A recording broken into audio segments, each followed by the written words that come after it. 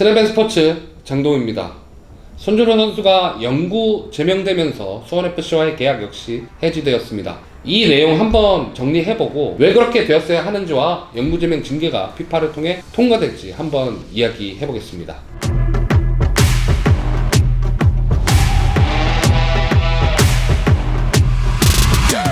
손준호가 영구 제명이 되었습니다. 9월 10일 중국 축구협회 측은 손준호의 영구 제명 통지서를 발표했습니다. 이 영구 제명이 AFC와 피파에 전달이 되었고, 관련된 징계위원회를 통과하게 되면 중국뿐만 아니라 전 세계 어느 리그에서도 선수로서 뛸 수 없는 상태가 됩니다. 기미는 조금씩 있었습니다. 가깝게는 수원FC에서 좋은 활약을 보여주고 있던 시점에 국가대표팀 소집에 대한 이야기가 나오니까 홍명보 감독이 중국 쪽의 리스크를 언급하면서 아직은 소집하기에 적절치 않다는 이야기를 했죠. 멀게는 손준호의 몸을 만들게 도움을 주고 계약이 거의 확실시 될 것 같던 전북현대와의 계약이 결국 결렬되었던 부분입니다. 당시 손준호를 노리고 있던 기업 구단들이 전북만 있던 것은 아니었지만, 전북과 결렬된 직후 다른 팀들이 영입을 추진하지 않으면서 어느 정도 리스크가 있는 것은 아닌가 하는 의심을 받고 있었고요. 더욱이 초반에 무혐의라고 나오던 기사들이 어느새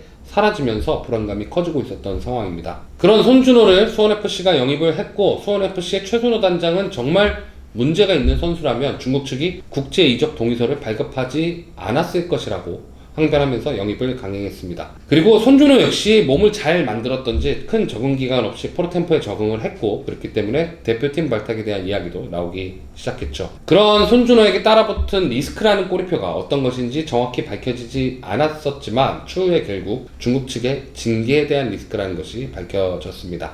그리고 중국은 그 징계를 중국 안에서만의 문제가 아닌 전 세계적인 문제로 확대하기로 결정하면서 상황이 엄청나게 급변했습니다. 결국 손준호도 11일 기자회견을 갖기로 하면서 어느 정도 의문이 풀릴 거라 생각했는데요. 하지만 이 기자회견이 굉장히 석연치 않은 부분들이 너무 많았습니다.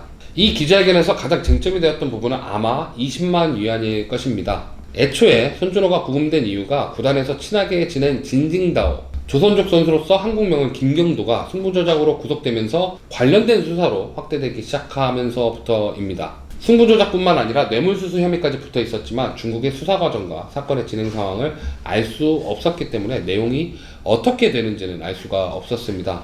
그러니까 손준호가 석방이 된 계기가 지속적인 자백 강요를 받고 있었고, 그 근거가 정황상 맞지는 않지만 김경도가 손준호에게 20만 위안, 하나로 약 3,700만 원을 송금한 근거로 승부조작에 가담했다는 증언을 하고 석방이 될 수 있었다라고 증언을 했습니다. 돈이 오갔던 이유에 대해서는 당시를 기억하지 못하고 중국 돈이 필요할 때나 평소에도 자주 돈이 오갔었다라고 이야기를 했는데요.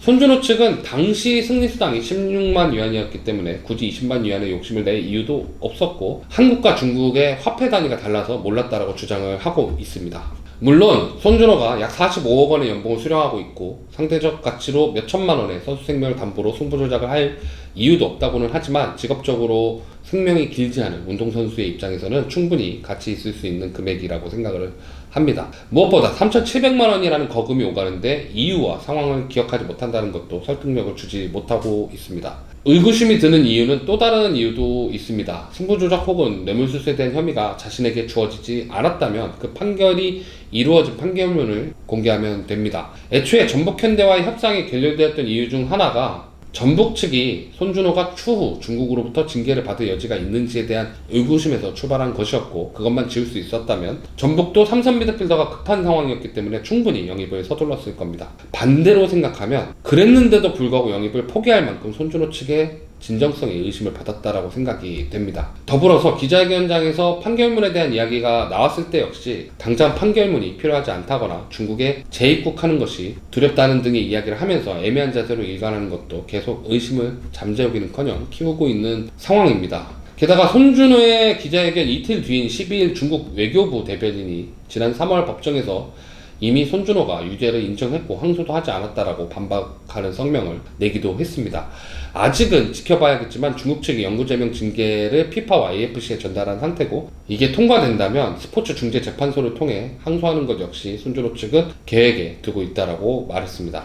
결국 계약 해지. 9월 13일 수원FC는 손준호와의 상호간 계약 해지 소식을 알렸습니다. 손준호 측이 해지 요청을 했고, 이에 구단이 응한 것으로 알려졌습니다. 최선호 단장은 손준호가 완전 무죄라고 믿고 구단을 움직여 영입을 추진했고 실제로 입단까지 마쳤으며 경기도 뛰면서 팀의 중원의 핵심으로 기용을 했습니다. 하지만 완전 무죄라는 주장과 달리 돈을 받은 것 자체는 있던 일이라는 시점에서 완전한 무죄가 아니었기 때문에 결국 최선호 단장은 틀린 판단을 한 꼴이 되어버렸고 수원FC 역시 피해를 받게 되었습니다. 드라마틱한 결과가 나오더라도 이미 계약을 해지했고 일 자체가 여름 이적 시장이 닥친 후에 터져버렸기 때문에 새로운 선수를 수급할 상황도 아니라서 입장이 곤란해졌고 팀 분위기 역시 어려워졌습니다. 설상가상 14일 펼쳐진 전북과의 홈경기에서 무려 0대6이라는 스코어로 수원FC 홈구장에서 대패하면서 상위권 경쟁을 하고 있는 팀의 분위기마저 잘 추스려야 하는 상황에 놓여졌고요. 그렇다면 이제 손준호의 운명은 어떻게 될까요? 만약 손준호 측의 뇌물수수부터 승부조작까지 모두 무죄라고 주장하려면 먼저 돈이 왜 들어왔는지를 증명을 해야 합니다.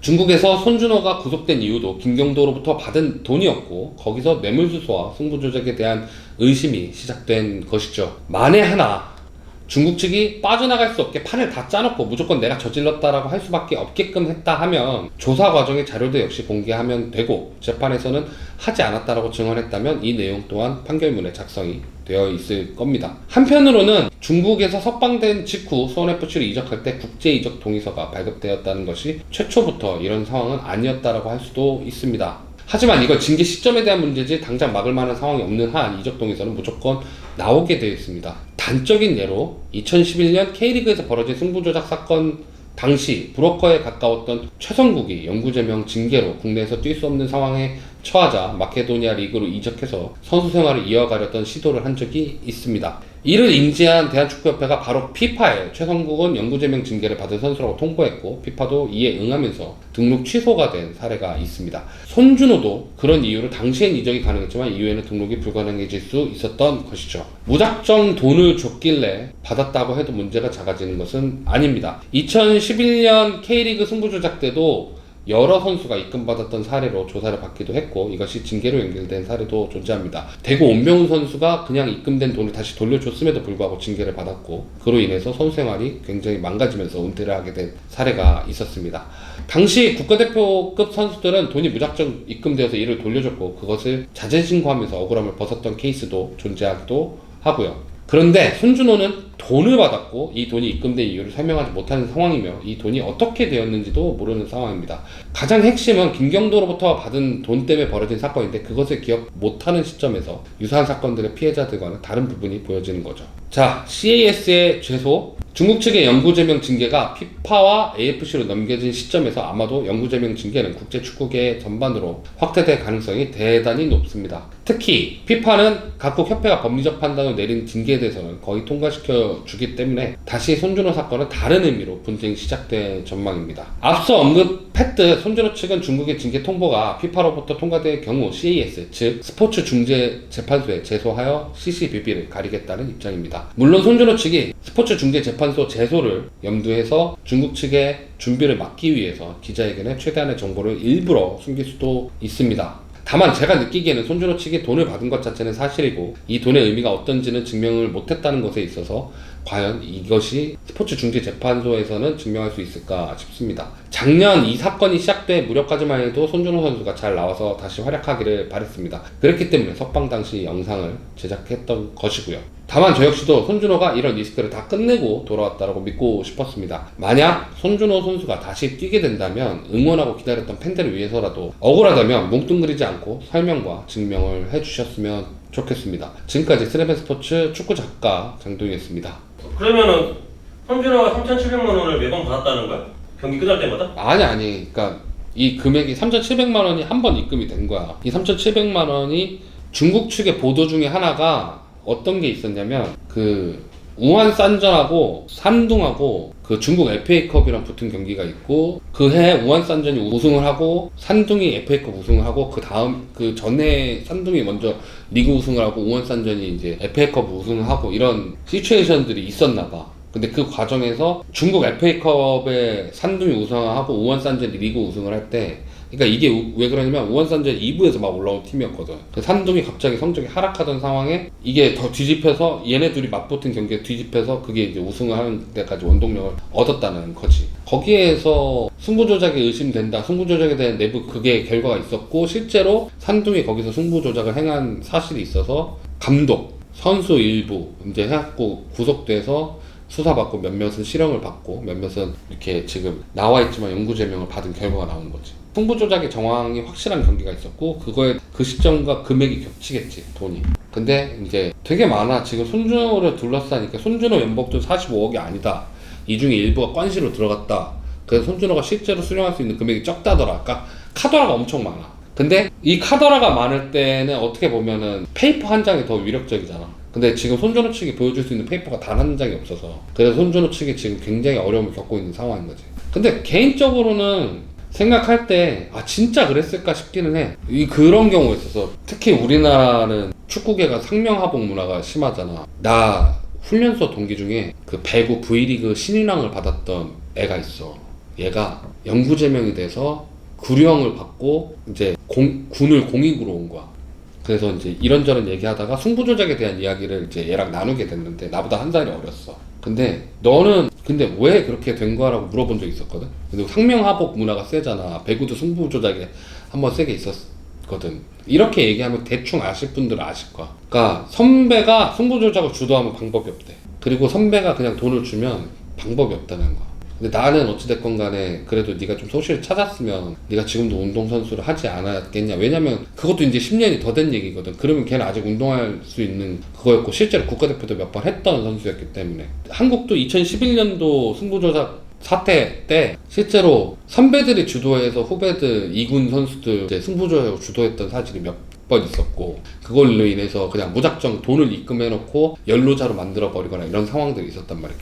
그러면 그 선수들이 돈을 나중에 온전히 돌려주거나 그 금액 전체를 돌려주거나, 혹은 뭐 아예 그냥 안 받고 기부해버리거나, 뭐 그거에 대해 포상금을 기부해버리거나 뭐 이런 식의 행동을 했었다라면 모르겠지만, 지금 그 돈 20만이야 3,700만 원이라는 돈이 출처가, 그러니까 어디로 소비됐는지, 혹은 이게 어떤 이유로 들어왔는지, 이 돈이 왜 들어왔는지, 그리고 이 돈을 빌려줘서 갚았을 수도 있고, 그러니까 이런 거에 돈을 둘러싼 인과관계가 전혀 밝혀지지 않고, 손준호 본인도 이 돈에 대한 인과관계를 밝히지 못하는 부분이 나는 지금 의심을 키우고 있는 상황이라고 봐. 너무 좀 그렇잖아. 모르겠어. 45억이나 받는 선수가 3,700만 원에 욕심을 내는 것도 이상하다라고 생각은 해. 근데 한편으로는 이게 대기업 초봉을 하루에 버는 거니까 그 부분은 이해를 하는데, 그렇다 하더라도 무죄를 얘기하기에 지금 너무 인과관계가 부족하다. 근데 난 개인적으로 인과관계를 좀 밝혀줬으면 좋겠다는 거지. 이게 어찌됐건 간에 응원을 받았던 사람이 응원을 한 사람한테 보여줘야 되는 도리라고 생각하는 거지.